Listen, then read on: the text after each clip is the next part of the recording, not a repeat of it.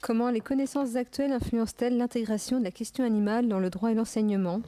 L'intégration de la question animale dans les cursus universitaires et les formations professionnelles, levier d'évolution sociétale et politique. Donc avec Florence Burgat et Jean-Pierre Marguenot.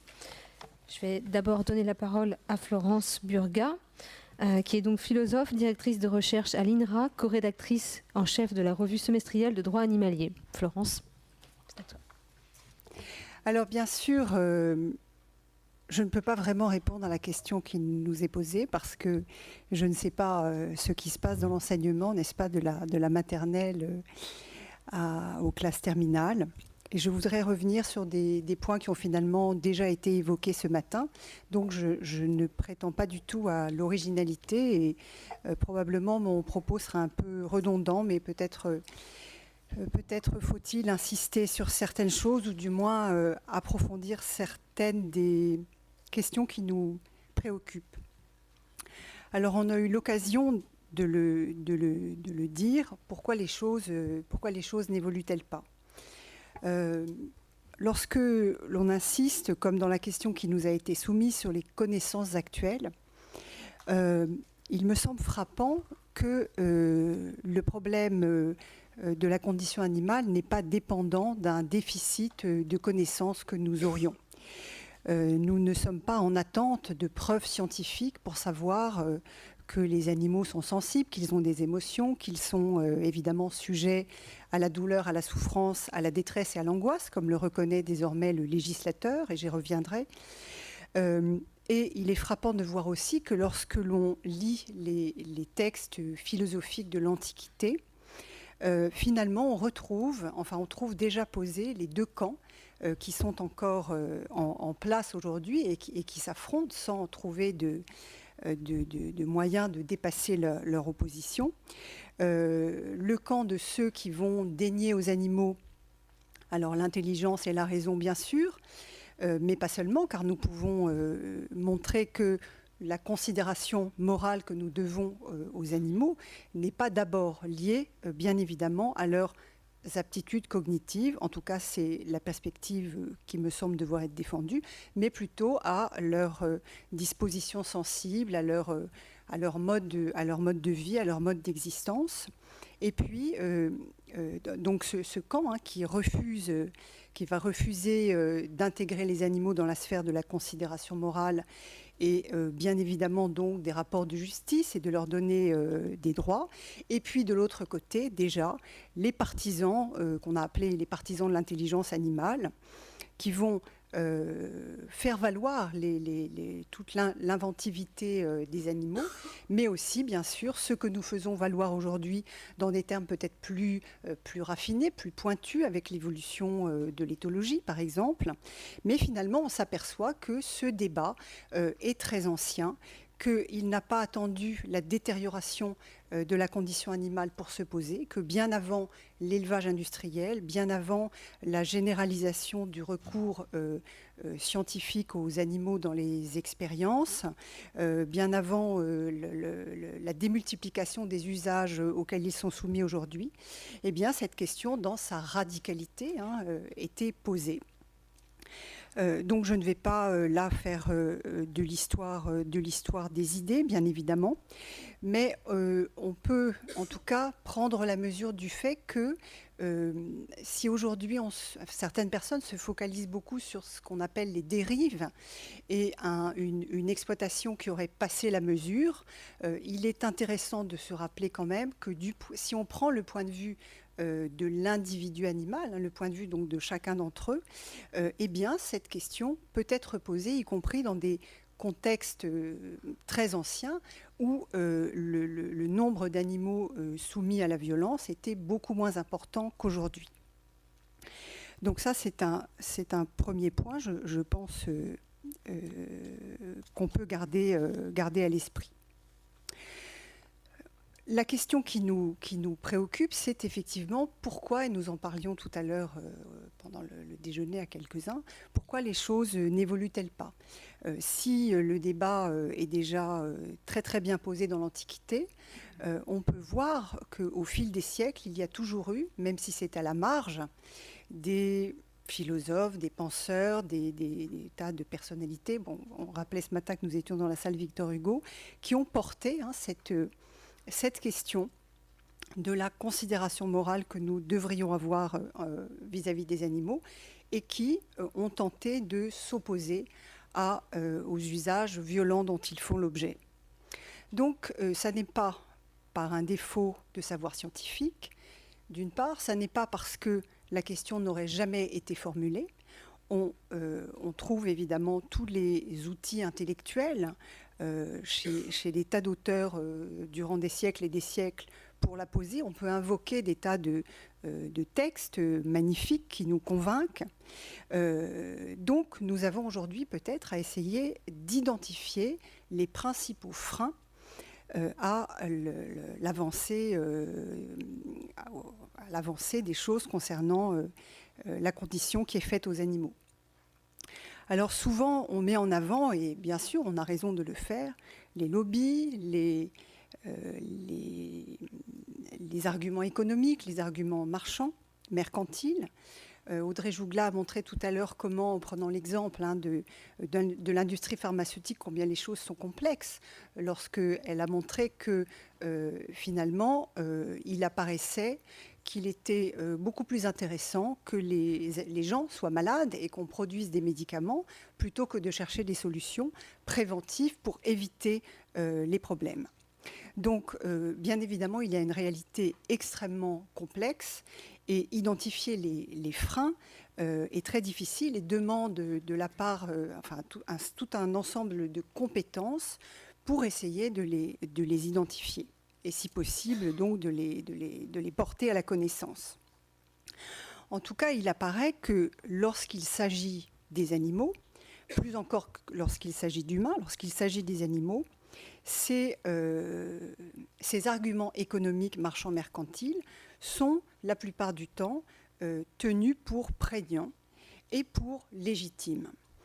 Et il me semble que si nous n'arrivons pas du tout à faire bouger cet aspect des choses et que nous entendons toujours systématiquement qu'il y a des raisons économiques qui font que nous ne pouvons pas aller dans telle ou telle direction, que nous ne pouvons pas cesser d'utiliser les animaux dans tel et tel domaine, c'est parce qu'il y aurait des enjeux d'emploi, d'économie, etc. Donc, si ces arguments parviennent toujours à être prégnants et que nous sommes d'une certaine manière dans un état de sidération face à ces arguments, c'est bien parce que plus profondément, très peu de gens sont prêts à... parce que les raisons pour lesquelles nous utilisons ou nous ne devrions pas utiliser les animaux ne sont pas claires.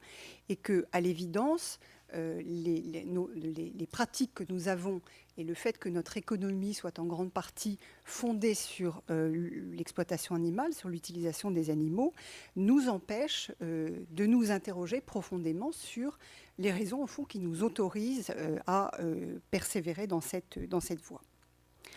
C'est donc que ce système économique, finalement, bénéficie d'un frein encore plus profond que celui qui représente, à mon avis, les intérêts marchands, et qui est bien évidemment quelque chose qu'on pourrait appeler tout simplement l'anthropocentrisme, et que pratiquement personne n'est prêt à remettre en cause.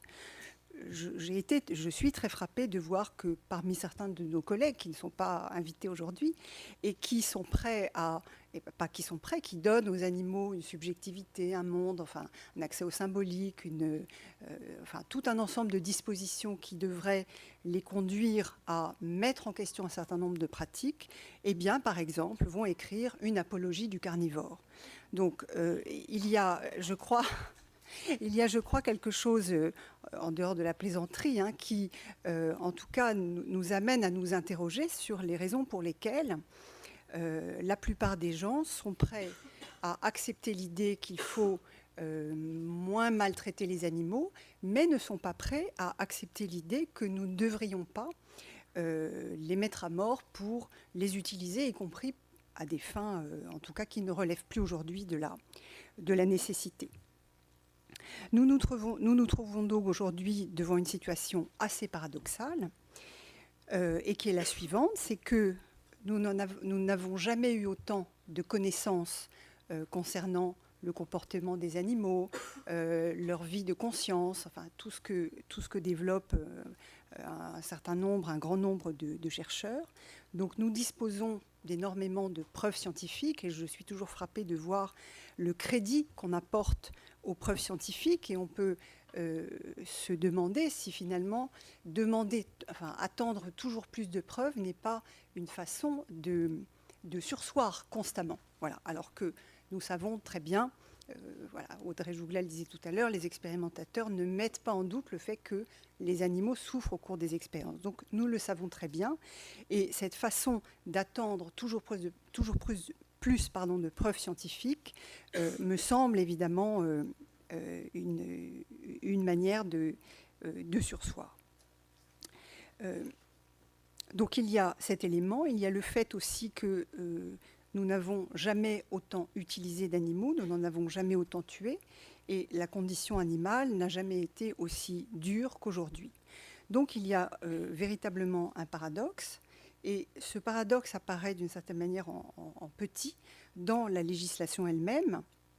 Je parle bien sûr sous le contrôle de Jean-Pierre Marguenot, qui est de voir que le législateur, d'une certaine manière, a mis en place les outils qui lui permettraient de franchir le pas, de sauter le pas, si on peut dire, puisque cette notion de sensibilité, pour toute une tradition de pensée, et là je pense naturellement à Rousseau, lorsqu'il écrit cette fameuse phrase dans la préface du discours sur l'origine et les fondements de l'inégalité parmi les hommes, je la cite parce que je crois qu'elle résume tout le propos.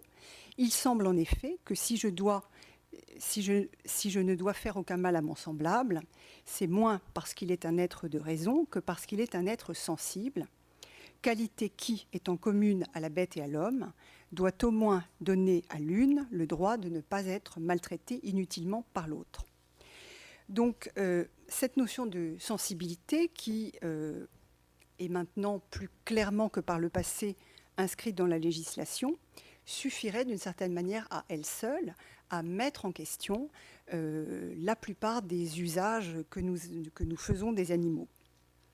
Mais il y a plus lorsque, dans la directive européenne de 2010 sur l'expérimentation animale, le législateur a ajouté au fait que les animaux ressentent la douleur, la souffrance, mais aussi l'angoisse et la détresse, reconnaissant de cette façon que les animaux ont une vie psychique et ne pouvant plus permettre à des lectures réductionnistes de la sensibilité de limiter le texte. Voilà, on ne peut plus, avec ces affirmations, considérer que les animaux ne font que réagir à des stimuli nociceptifs, selon le terme de certains biologistes.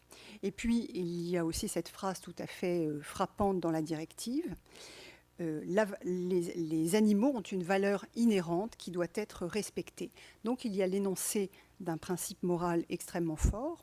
Et enfin, le fait que le législateur, dans cette directive, se donne pour objectif de remplacer toutes les procédures utilisant les animaux par des procédures n'en utilisant pas. Ce qui, me semble-t-il, est un aveu de sa part du caractère illégitime sur le plan moral de la pratique de l'expérimentation, puisqu'il pose comme objectif final que cette chose s'arrête.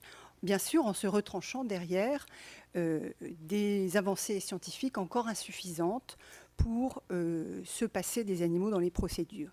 Mais il me semble que nous avons donc, dans la législation française, européenne, des indices et aussi l'introduction des notions sur lesquelles, finalement, on pourrait aisément montrer que les droits humains eux-mêmes sont fondés, même si, bien évidemment, les humains ayant des particularités ont des droits particuliers, et comme on peut montrer que chaque espèce animale a des spécificités qui peuvent donner des droits particuliers. Mais les droits fondamentaux, et là je crois qu'on peut être rousseauiste à cet égard, sont délivrés par notre qualité d'être sensible et non pas par la complexité de nos aptitudes cognitives. Et c'est la raison pour laquelle, du reste, nous considérons, du point de vue des droits fondamentaux, de la même façon, donc, des individus humains qui n'ont pas les mêmes capacités cognitives. Donc, un mot sur l'enseignement, puisque tout de même, c'est la question qui nous était posée. Je ne sais pas très bien ce qui se passe, évidemment, dans les collèges et dans les lycées. Et je crois que Jean-Pierre va évoquer cette affaire de dissection que les enseignants réclament à corps et à cri, et on peut s'en étonner. Mais il semble qu'il y ait, en tout cas dans les programmes, aucune inscription réelle de cette préoccupation. Probablement y a-t-il des enseignants qui, à titre individuel, je ne sais pas, quand ils parlent de la guerre de 14, eh bien, évoquent le sort des animaux et toute la contribution forcée des animaux à la guerre. Quant à l'enseignement supérieur, nous pouvons en tout cas voir qu'en philosophie, par exemple, ou dans d'autres disciplines, il y a de plus en plus de jeunes chercheurs qui s'intéressent à ces questions. Probablement s'y intéressaient-ils déjà il y a quelques années, mais aujourd'hui, il n'est plus stigmatisant, comme on dit aujourd'hui, de travailler sur ces questions. Et je crois que c'est déjà une première, enfin un élément important de constater que cette question n'est plus l'objet de ricanement et ne condamne pas les personnes ou les étudiants qui veulent s'en saisir à être marginalisés ou malmenés. Voilà ce que j'avais à...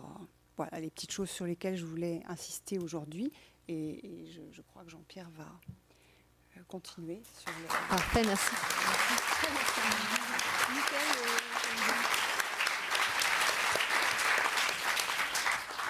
Merci Florence. Nous allons donc donner la parole à Jean-Pierre Marguenot, qui est professeur de droit privé et de sciences criminelles à l'Université de Limoges. Il est par ailleurs à l'initiative de la création d'un diplôme universitaire en droit animalier, dispensé dès la rentrée 2016 au sein de l'Université l'Université de Limoges à Brive-la-Gaillarde. Merci Jean-Pierre.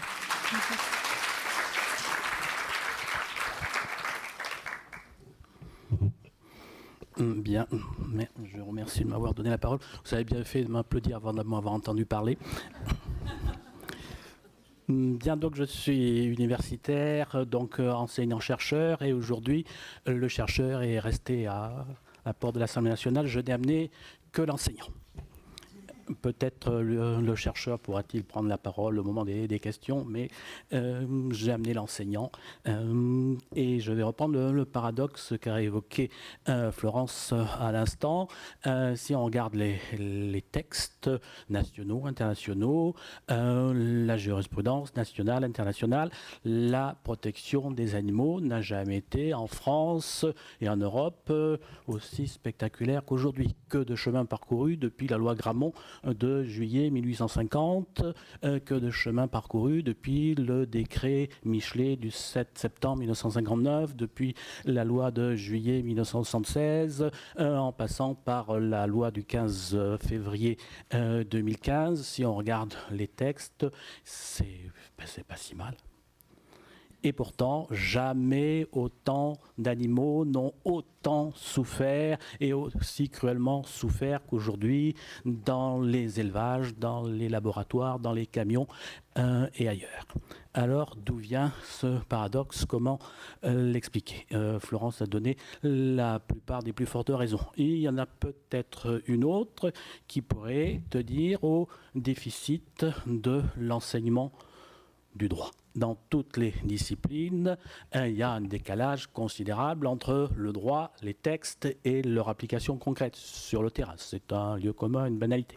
Mais peut-être le décalage n'est-il pas aussi abyssal qu'en matière de protection des animaux. Alors peut-être que le déficit d'enseignement du droit applicable aux animaux peut expliquer pour une certaine part l'importance de ce fossé. Et pour bien montrer le fossé, l'importance, je présenterai un autre paradoxe qu'a déjà évoqué Florence à l'instant. Le 6 avril dernier, un syndicat d'enseignants qu'aucun député de gauche légitimement soucieux de provoquer sa réélection l'année prochaine, n'oserait défier publiquement, a obtenu du Conseil d'État l'annulation du refus de retrait d'une circulaire par laquelle un ministre avait interdit, le ministre de l'Enseignement, avait interdit la dissection dans les classes de SVT dans les établissements secondaires. Et ce syndicat a diffusé un communiqué de victoire en disant que cette reconquête de la liberté d'enseigner se faisait dans le respect, bien évident, de l'animal. Non, mais c'est en France, c'est en 2016, un syndicat d'enseignants. Le 5 septembre prochain, sur le site de Brive-la-Gaillarde, au sein de l'université de Limoges, un groupe d'enseignants-chercheurs, mais enseignants aussi, va accueillir la première formation d'un diplôme universitaire de droit animalier. Je vous remercie pour eux. Et ce sont des enseignants qui ne viennent pas que de Limoges, ils viennent de Montpellier, d'Orléans, d'Aix-en-Provence, de Clermont-Ferrand, avec cet arrêt du Conseil d'État du 6 avril 2016, tout est dit. Vous voyez les préjugés, le conservatisme, le corporatisme qu'il a fallu défier pour mettre enfin en place dans une université française un diplôme de droit animalier qui est le premier à s'intituler comme ça, qui n'est pas tout à fait le premier. Il y a eu aussi à Strasbourg l'année dernière, sous un angle plus éthique, un diplôme. Et puis il y a eu déjà depuis 4 ou 5 ans à Barcelone, sous la responsabilité du professeur Marita Candela, un master 2 de droit animalier.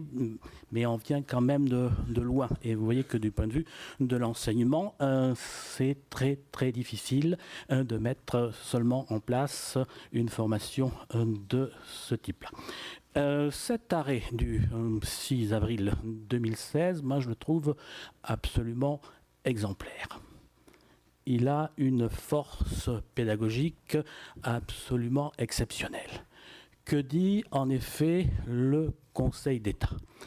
Il dit que s'il était loisible au ministre de l'Enseignement d'interdire la dissection, il ne pouvait pas le faire en s'appuyant sur la directive de 2010 dont a si bien parlé Florence à l'instant.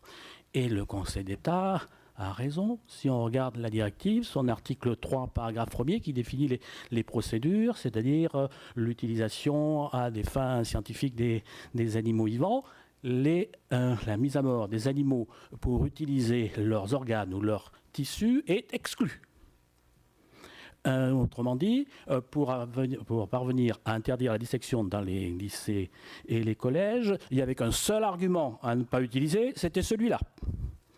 Comment a-t-il bien pu se faire que dans un ministère, quelqu'un qui était animé des meilleures intentions pour la protection des animaux ait pu commettre une erreur technique de ce type-là ? Ça fait souci. Eh bien, c'est peut-être que si cet administrateur, je ne sais plus qui, avait mieux connu le droit animalier, mieux connu la directive, peut-être que cette erreur-là n'aurait pas été commise. Et c'est assez dangereux quand on a fait naître un espoir et qu'il est retiré, non pas pour des raisons politiques, mais pour des raisons de maladresse technique. Ça montre l'importance des enjeux à la diffusion de l'enseignement du droit animalier. Eh bien, je voudrais vous présenter la liste des principaux destinataires de l'enseignement du droit animalier. Mais peut-être avant, faudrait-il commencer par mieux définir ce que c'est que le droit. J'ai beaucoup écouté, j'ai beaucoup entendu, notamment à propos de la loi du 16 février 2015, et je me suis rendu compte que le droit, c'était quelque chose qui n'était pas spécialement connu.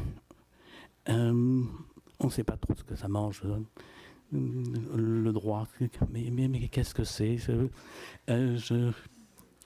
Non, mais c'est... Alors, j'ai vu, un jour, j'écrirai sûrement un bêtisier, ça sera vraiment le cas de le dire, des réactions à l'issue de l'adoption de la loi du 16 février 2015. Mais à certains moments, ça donne une idée de l'infini. Et puis, dans d'autres cadres, des gens qui... Parce que c'est très facile de donner des leçons de droit. Il suffit de se proclamer juriste. On ne sait pas trop ce que c'est un juriste. Un médecin, oui, on sait ce que c'est. Il y a des diplômes pour. Mais juriste, un étudiant besogneux qui a échoué 3 fois la première année, qui s'est inscrit, allez, juriste, et allons-y.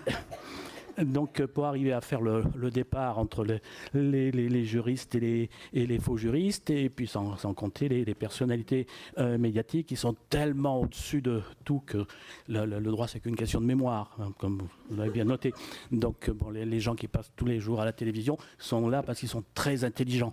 Donc, avec leur grande intelligence, ils ne vont pas s'abaisser à étudier ce que les autres ne savent que par mémoire. Donc, ils délivrent des sentences absolument définitives sur le droit, sur la portée de la loi de 2015 et ainsi de suite. Et puis, il y a d'autres personnalités, acteurs de la défense animale, qui n'ont pas cette prétention-là, mais qui sont hésitants. Mais qu'est-ce que c'est?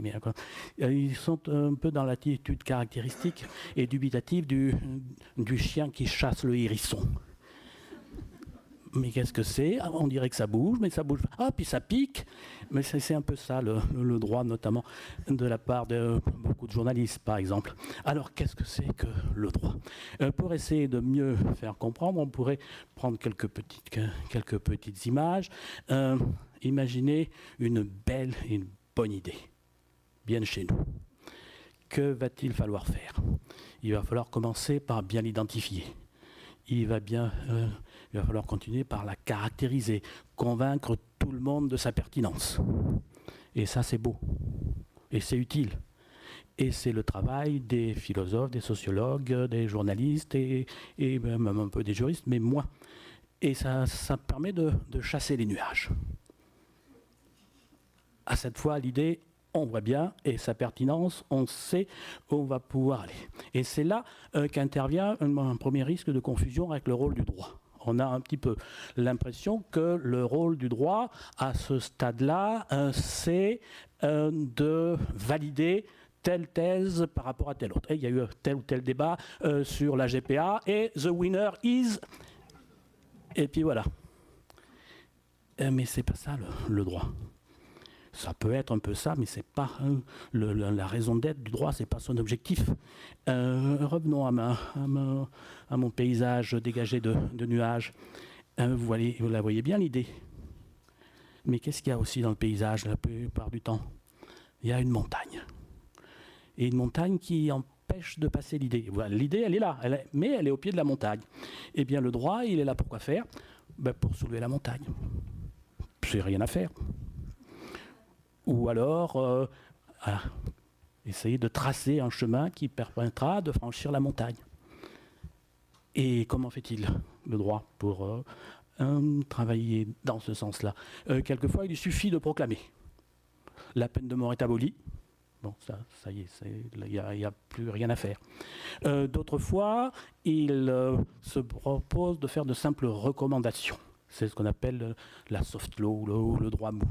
Mais c'est pas là le plus important pour le droit. Ce qu'on attend de lui, c'est, la plupart du temps par l'intermédiaire d'un juge, de mobiliser la force publique pour faire passer l'idée. Et mobiliser la force publique, ce n'est pas rien à faire. C'est quelque chose d'extraordinaire. La force publique, les clercs, les procureurs, les sergents, les huissiers, les CRS, tout le monde va se mettre au service de l'idée pour la faire passer, parce que le juge a dit que dans ce cas-là, c'est cette idée-là qui devait passer. Et c'est là qu'il y a un second risque de confusion quant au rôle du droit. la grande difficulté que je vois pratiquement tous les jours dans les débats, c'est que les arguments utiles, nécessaires et indispensables pour chasser les nuages ne sont pas souvent adaptés pour soulever la montagne. Et j'ai quelquefois des discussions, même quelquefois avec Florence, qui est plutôt une chasse de nuages, mais qui, après avoir cohabité avec des juristes depuis quelques années au sein de la revue semestrielle de droit animalier, essaie maintenant, avec succès, de soulever un peu les montagnes. Mais c'est ça l'objet du droit. Et il faut savoir ce qu'on peut attendre de lui et ce qu'il faut lui demander. Il est là pour ça. Et ce n'est pas la peine de lui demander de trancher les querelles philosophiques ou scientifiques. Et ce qu'il faut qu'il fasse, c'est modifier les comportements sociaux en mobilisant la force publique, ce qui est une sacrée paire de manches. Alors, si le droit était un petit peu mieux... non, peut-être que si ça se trouve, je n'ai fait qu'ajouter du brouillard à la fumée, mais enfin bon... Non. On aurait peut-être une autre vision de ce que c'est que le droit. À qui l'enseignement du droit animalier devrait-il être spécialement destiné ?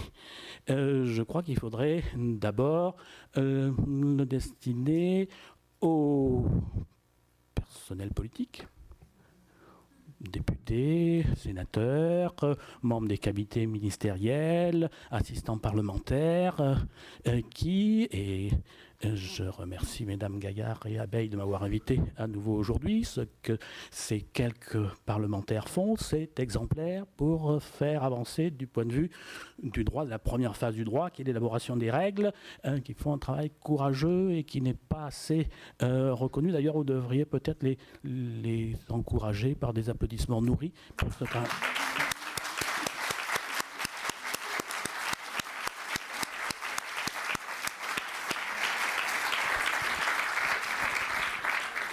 Il n'en reste pas moins que pour proposer une loi, pour rédiger une circulaire interdisant la dissection dans les lycées et collèges, mieux vaut connaître parfaitement les règles juridiques. La technique, si on la méprise, elle peut avoir quelque tendance à se venger.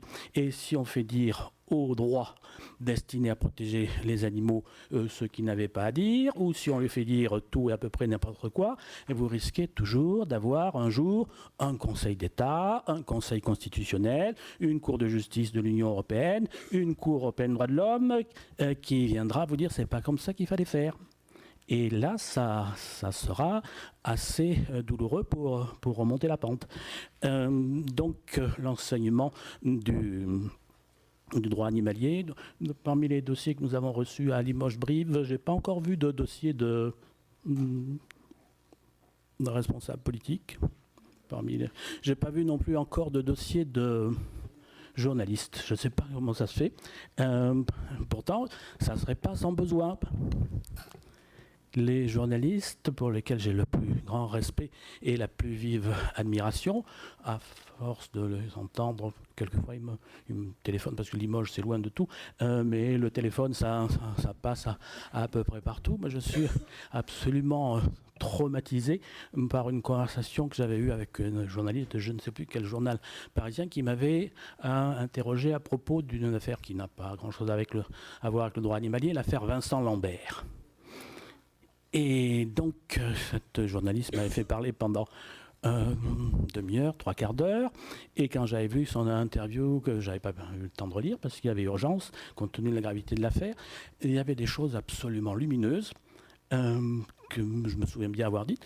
Et puis, il n'y avait aucun guillemet, ni rien, ni quoi que ce soit. À un moment donné, il y avait une énormité.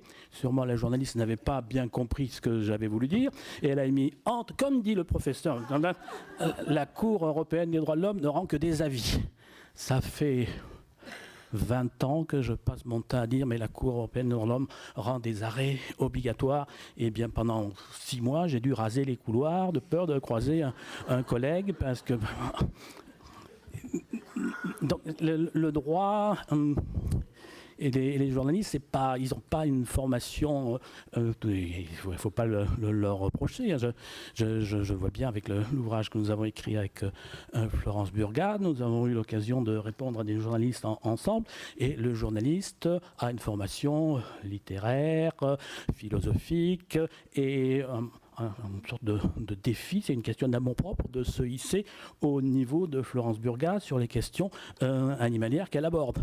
Mais pour les questions de droit, s'ils comprennent, tant mieux.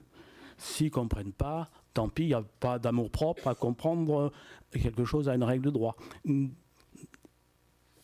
Je vous invite, mesdames et messieurs les journalistes, à vous inscrire, peut-être pas pour la première session parce que c'est déjà complet, mais pour l'année 2017, à vous inscrire massivement à Brive. C'est un beau pays pour faire un peu de droit animalier. Comme ça, on pourra parler plus de la même chose pour mieux faire avancer ensemble les choses dans la bonne direction.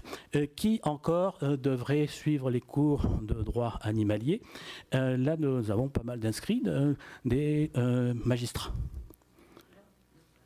Des magistrats qui ont peut-être un petit peu minimisé leur rôle, mais les magistrats ont un rôle, et surtout les juges, ont un rôle clé. Ce sont eux qui détiennent les clés de l'essentiel, c'est-à-dire l'interprétation.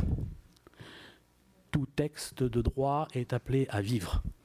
Et sa vie dépendra de l'interprétation qu'à un moment donné lui donneront les juges. Tout à l'heure, Hélène Thuy a dit que pour elle, la loi de 2015 était probablement l'heure. C'est possible. Mais vous n'en savez rien. Et moi non plus.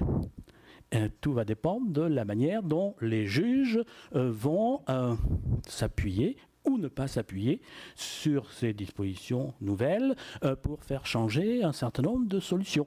On a eu un exemple qui ne cite pas directement la loi du 16 février 2015, mais c'est l'arrêt Delgado, l'arrêt de la première chambre civile du 9 décembre 2015. C'était une question de vente d'un chiot qui avait de graves troubles de la vision, et d'après les règles du droit de l'environnement, les règles du droit de la consommation, dans un cas comme ça, l'acheteur déçu peut demander la réparation, c'est-à-dire des opérations assez onéreuses, ou le remplacement.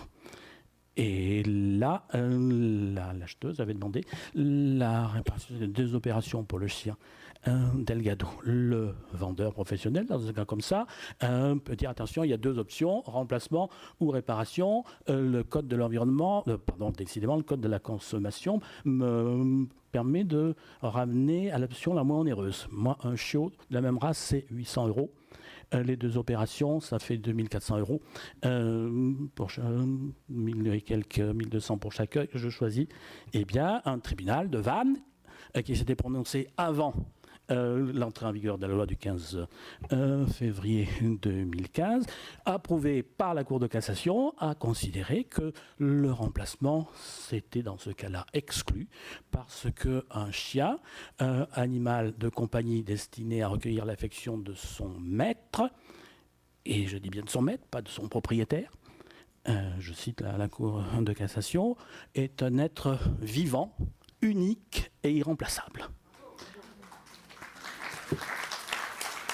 Donc, ce sont des questions concrètes. Ça a été fait, non pas sur le fondement de la loi du 7 février 2015, mais quelques mois après, en reprenant le début. L'article 515-14, l'animal est un être vivant.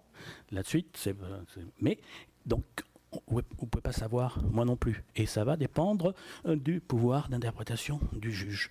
Et il faut, je crois, inciter le juge à s'emparer des dispositions nouvelles pour les interpréter de manière à ce qu'elles aient un effet le plus utile possible.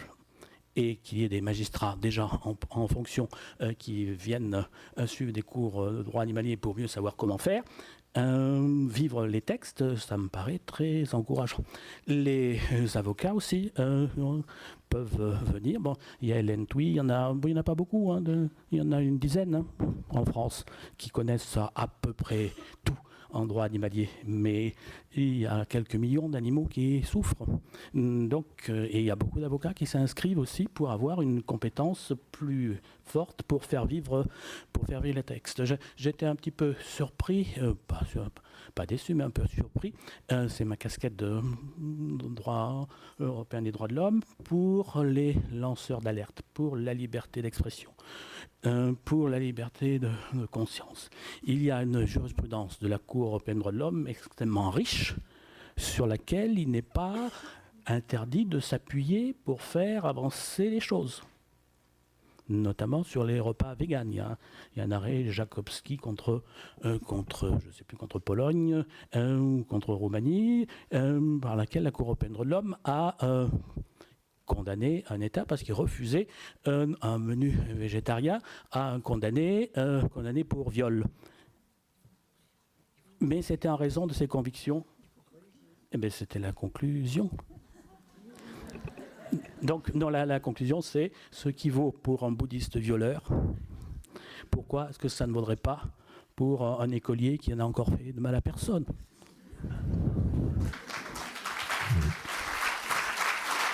Merci Jean-Pierre.